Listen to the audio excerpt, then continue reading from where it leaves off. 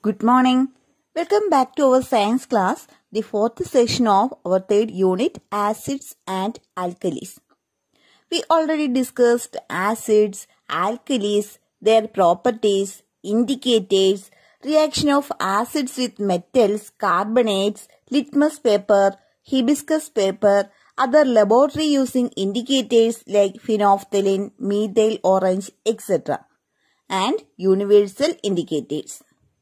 You know, acids have certain properties and alkalis having their own properties. Then what happens when this acid and alkali mix together? Let's go to an experiment. The substances used are burette, pipette, conical flask, acid, alkali, indicator, etc. First we take dilute hydrochloric acid in a burette. Burette is a cylindrical tube with volumetric scale. Let's go to our experiment. We take dilute hydrochloric acid in a burette. Then add 20 ml caustic soda solution into a conical flask using a pipette. Here shows the picture of pipette. Then add 2 drops of phenolphthalein. Phenolphthalein is the indicator. Add 2 drops of phenolphthalein into the flask, into the conical flask and stir well the solution. Then place the conical flask just below the stopcock of the burette. This is the stopcock. Then open the stopcock slowly and add the acid drop by drop into the conical flask and stirring it well. As we add acid to alkali, the color of the solution gradually changes. When the color of alkali in the conical flask just disappears, then close the stopcock. We can examine the colorless solution in the conical flask whether it is acidic or alkaline by using a red and blue litmus paper. We can see that both the red and blue litmus paper remains unchanged. There is no color change in both the litmus paper.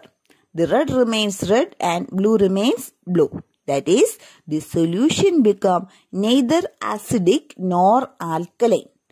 That is called neutral solution. This process is also known as neutralization.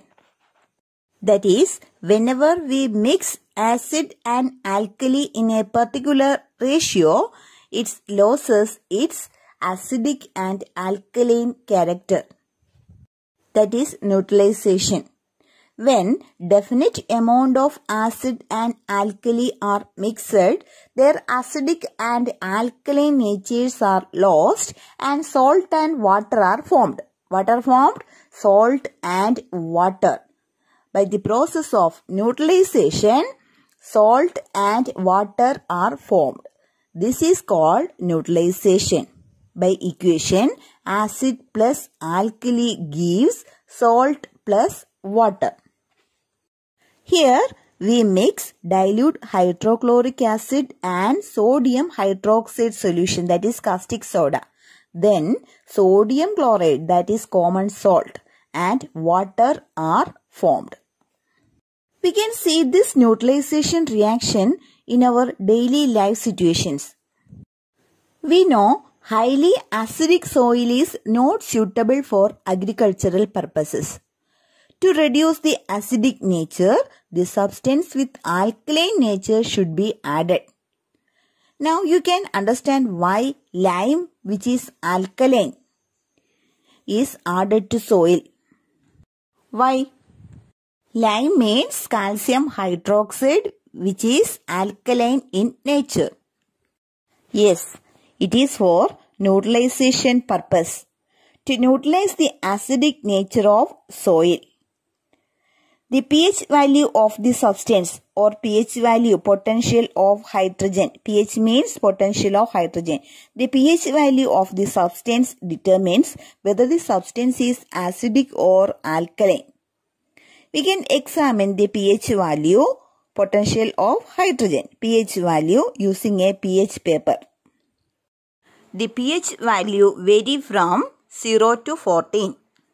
7 divisions below the pH value 7 and 7 divisions above the pH value 7. If the pH value is 7, it means it's a neutral substance. Neither acidic nor alkaline. It's neutral. For neutral substance, the pH value is 7. The pH value of pure water is 7. When pH value is greater than 7, that means the substance is alkaline in nature. And when it is less than 7, it means the substance is acidic.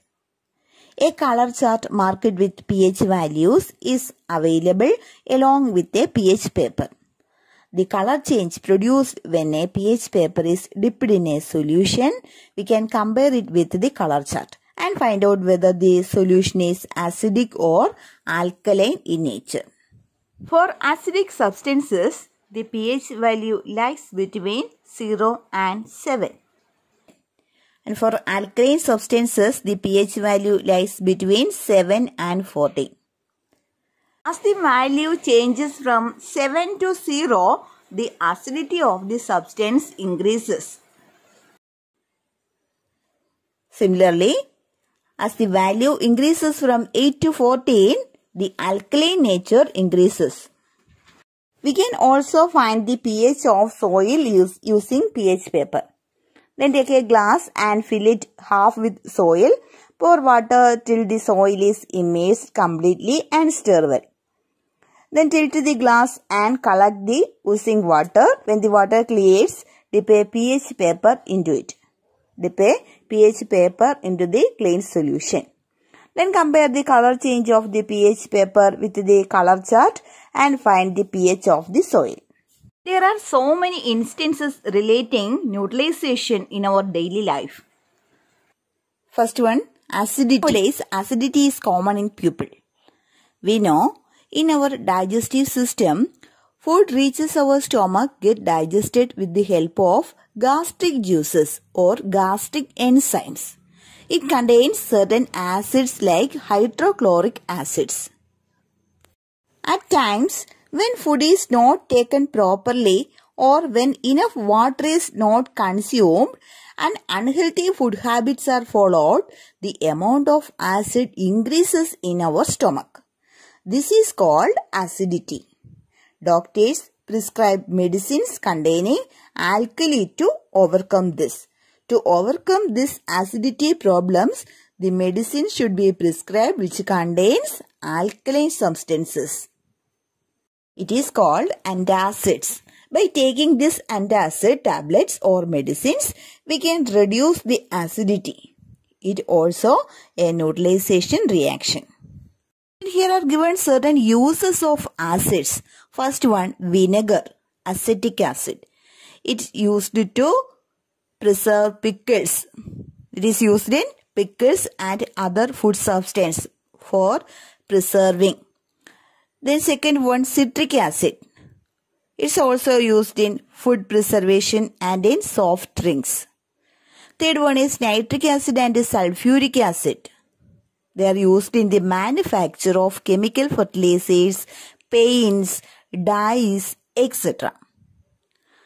The next one, sulfuric acid. It is used in automobile battery. Then tannic acid is used in the production of ink and leather. Then what are the uses of alkalis? They are used in the manufacture of soap, then manufacture of detergents and ceramic materials, for industrial purposes, in purification of water. In all these, alkalis are used. We know when acids and alkalis are mixed together, they lost their properties. They lost their acidic and alkaline properties and salt and water are formed. In the process of manufacturing of soap, this principle is used. Then let's make a soap. The materials required are sodium hydroxide, that means caustic soda, that is sodium hydroxide 180 gram, then coconut oil 1 kilo, then water 350 ml, sodium silicate 100 gram, stone powder or talcum powder 100 gram, etc. Then let's see the procedure. Dissolve caustic soda in water taken in a steel vessel. Heat is liberated when caustic soda dissolves in water. It's an exothermic process. Heat is liberated when caustic soda dissolves in water. So we should take the steel vessel. It takes 3 to 4 hours for the solution to get cooled. When the solution cools, pour it slowly into coconut oil taken in a plastic or steel vessel and stir well. Then add stone powder and sodium silicate into this mixture.